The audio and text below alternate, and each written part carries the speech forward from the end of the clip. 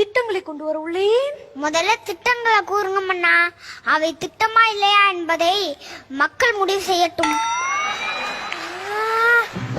என்ன அமைச்சு, என் பிறந்த நாளுக்கு மக்கள் கூட்டத்தையே காணவில்லை. என் பிறந்த நாளுக்கு ஒருவருக்கு ஒரு பொற்காசு தருகிறேன் என்று சொன்னேனே. தாங்கள் மன்னராகும் போது தருகிறேன் என்று சொன்ன ஒரு பொற்காசுகளே எப்படி செலவு செய்வது என்று தெரியாமல் சந்தோஷத்தில் உள்ளார்கள் மன்னா. நாம் தான் அதை தரவே இல்லையே. தெரிகிறதல்லவா, ஒரு முறைதான் ஏமாறுவார்கள், ஒவ்வொரு முறையுமா ஏமாறுவார்கள். மன்னா, இது நல்ல திட்டம்னு சொன்னீங்களே, அது என்ன திட்டம்? அதுவா, இப்போது நம் நாட்டு வளர்ச்சிக்கு எது தடையாக உள்ளது? இந்த கருப்பு பணம். எல்லா பணத்தையும் செல்லாதுன்னு சொல்லிட போகிறேன். அப்படி செஞ்சா கருப்பு பணம் ஒழுங்குறோம்ல.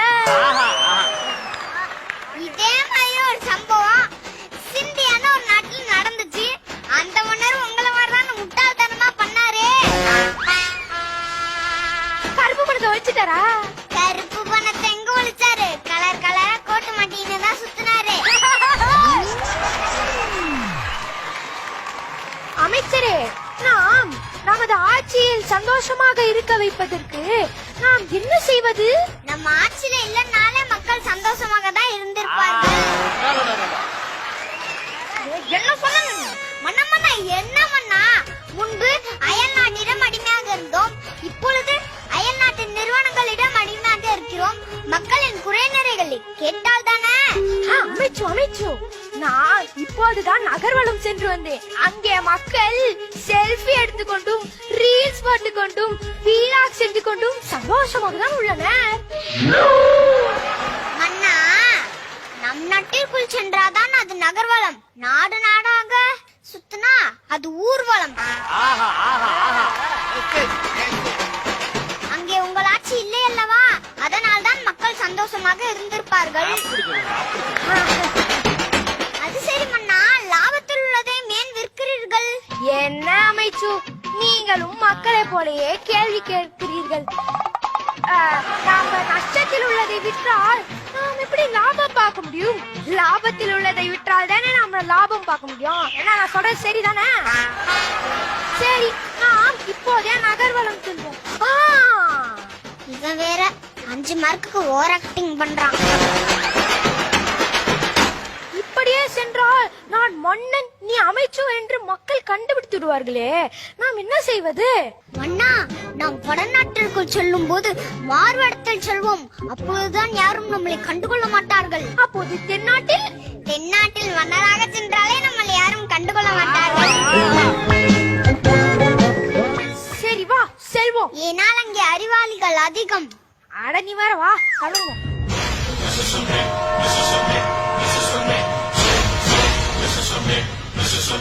என்னையா இது? ஒரே ஒரு சித்திலேயே ரயில்வே ஸ்டேஷன் வந்துருச்சு. அண்ணா இருங்கள், பயண சீட் வாங்கி வருகிறேன்.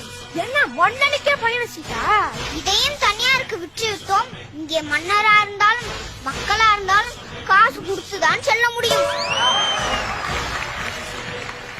இத வித்தாச்சா? எல்லாத்தையும் விற்று விட்டதால் எது நம்மிடம் இருப்பது என்பதை மறந்து விடுகிறேன். மறக்கிறதுக்கு எதுவும் இல்ல மன்னா. இன்னும் நம்ம தனியாருக்கு விற்காம இருப்பது இந்த நாட்டோட பத்திரத்தை மட்டும்தான். அதையும் எப்ப விற்க போகிறார்களோ. ஆமா அமைச்சு, அங்கே என்ன கூட்டம்? தெரியாத போல் நடிக்காதீங்க மன்னா. விவசாயிங்க பல மாதங்களா போராடி கொண்டிருக்கிறார்கள். இவர்களோட கோரிக்கை எப்பதான் மன்னா நிறைவேற்ற போறீங்க? நமக்காக கஷ்டப்படுற இவங்களுக்கு சலுகை எதுவும் தர மாட்டீங்களா? நான் எப்ப தரமாட்டேன் என்று சொன்னேன்? இதையும் தனியாருக்கு விற்று விட்டால் சலுகையில அள்ளி தருவேன். இதை விற்று விட்டால் சோத்துக்கு? அமைச்சரே, நாம் இப்போதே கோரிக்கைகளை நிறைவேற்றி விட்டால் மக்கள் நம்மளை மறந்து விடுவார்கள்.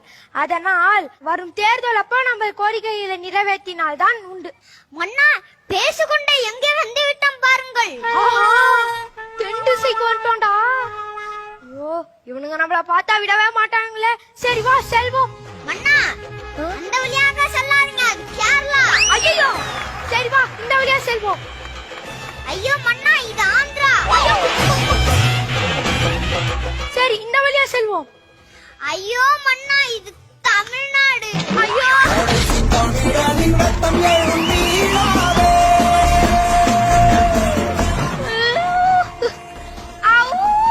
ஏன் மன்னா அழுகுறீங்க? பார்த்தாயா ஒரு மன்னனுக்கு வந்த சோதனையே. இதான் நம்ம நாட்டுக்குள்ள நான் நகரம் செல்வதே இல்ல.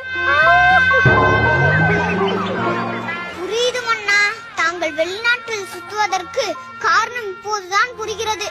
ஏனென்றால் உள்நாட்டில் உங்களுக்கு மதிப்பே இல்லை. நான் என் பிறந்த நாளை அன்றைய நாட்டிலேயே கொண்டாடி இருப்பேன்.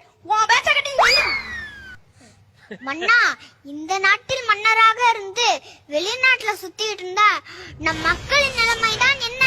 மக்களின் நிலைமை எப்போதுதான் மாறும். அடைவார் அப்ப போய் அந்த நான் மன்னனாக இருக்கும் நான் இத சொல்லக்கூடாதுதான், ஆனாலும் சொல்கிறேன். அது செய்யணும் இது செய்யணும் எதுவுமே இல்ல. மக்கள் சரியான மன்னனை தேர்ந்தெடுத்தாலே போதும், மக்களின் நிலைமை மாறும்.